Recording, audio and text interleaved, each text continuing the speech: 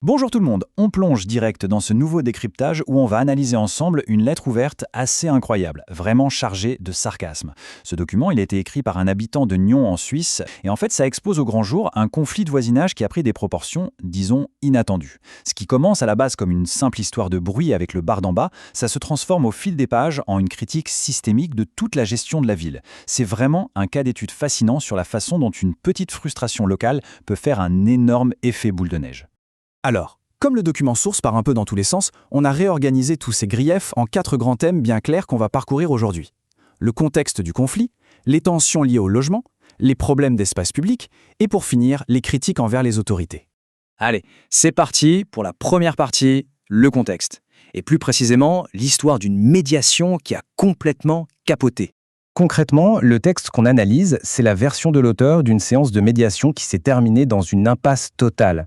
Imaginons un peu la scène. Il n'était pas moins de 7 autour de la table. Il y avait la régie immobilière, la police, des politiciens et la préfecture. Tout ça pour essayer de trouver un terrain d'entente. Eh bien, rien du tout. C'est un échec cuisant. D'ailleurs, l'auteur annonce direct la couleur dès le début de la lettre. Cette affaire, elle va devoir se régler au tribunal. Et ce qui coince vraiment, c'est la manière dont l'auteur perçoit l'attitude des autorités.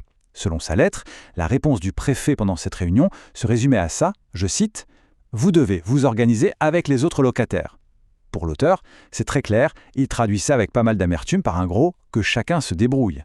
Il a littéralement l'impression que les autorités refusent tout simplement de faire appliquer les règles. Ce qui nous amène à notre deuxième point, les tensions liées au logement, avec le fameux duel entre la régie et le locataire. Là, on a vraiment 2 réalités parallèles sur ce que c'est de vivre au-dessus de ce pub.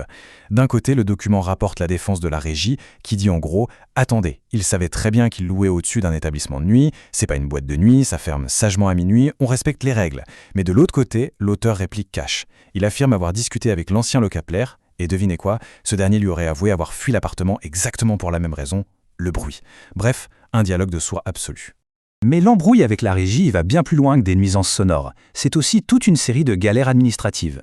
L'auteur explique avoir demandé une baisse de loyer et affirme même avoir attendu 3 ans, oui, 3 ans, pour recevoir son premier décompte de charges annuelles.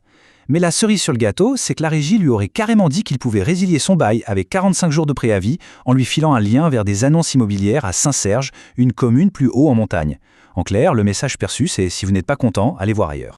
On passe à notre 3e volet, l'espace public et les nuisances, ou quand la vie nocturne affronte les résidents.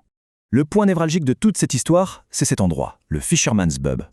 Dans la lettre, ce n'est pas vu comme un simple petit bar de quartier, c'est décrit comme une vraie institution historique à Nyon, avec un des barman les plus connus de la ville. Et forcément, quand on habite juste au-dessus d'un spot culturel nocturne comme ça crée inévitablement des étincelles avec la zone résidentielle. Et pour bien comprendre le niveau de ras-le-bol de l'auteur, il faut s'accrocher 2 secondes. Il accuse carrément le personnel du bar d'être super méprisant. S'ils osent se plaindre du bruit, la situation dégénère complètement. Le document parle d'insultes, d'une vulgarité extrême et de représailles physiques, genre le staff encouragerait les clients à jeter des ballons d'eau sur les habitants mécontents. On est très très loin du concept de bon voisinage. Alors du coup, l'auteur s'en prend directement aux panneaux de la ville de Nyon qui font la promo de la culture ou du sport. Avec un sarcasme hyper mordant, il propose une solution. Puisque selon lui, la ville laisse faire les fêtards, elle n'a qu'à carrément subventionner l'alcool et la nourriture, comme pendant la crise du Covid. Il compare ça au concept de l'Empire romain, du pain et des jeux pour amuser les foules. C'est sa façon de dénoncer l'idée que la ville privilégierait le divertissement au détriment de la qualité de vie de ceux qui y dorment. Ce qui nous amène à la 4e et dernière partie. La critique des autorités. Bienvenue dans ce que l'auteur appelle la République bananière. Pour illustrer ce qu'il considère comme un laxisme total des autorités, il s'attarde sur un truc très spécifique, le stationnement.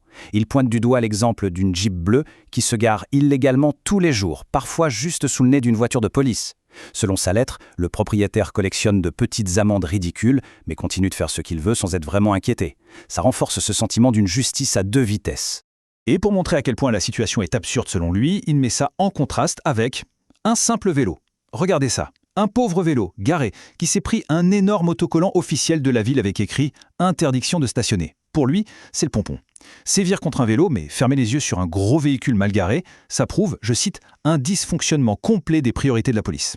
Bref, quand on met bout à bout la médiation ratée et la Jeep intouchable, l'auteur tire des conclusions assez radicales. D'abord, il trouve très louche que les commandants de police ne restent que 3 ans en poste en moyenne. Ensuite, il déplore un silence assourdissant de l'opposition politique. Et pour finir en beauté, il rebaptise Nyon en, tenez-vous bien, Paléopolis Sponsorius Nyon, une sorte de république bananière où l'image des autorités compte plus que l'application de la loi.